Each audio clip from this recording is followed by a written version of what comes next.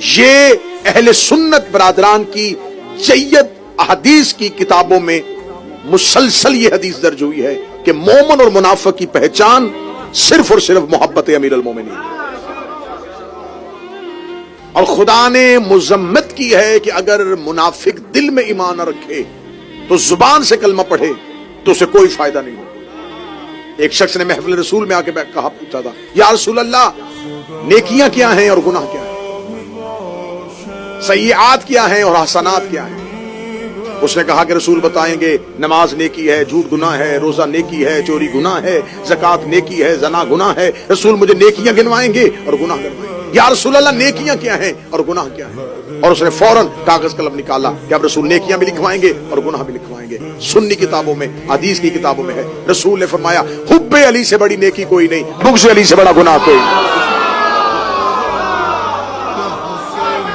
حب علی سے بڑی نیکی کوئی نہیں ہے۔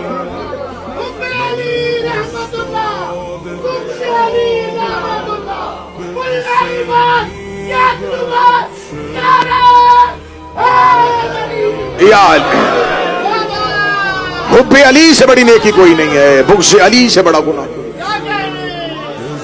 اگر دل میں علی کی محبت نہ ہو اور دل میں علی کی دشمنی ایک رائی کے دانے کے برابر ہو، اور حدیث پیغمبر ہے کہ احد کے پہاڑ کے برابر سونا،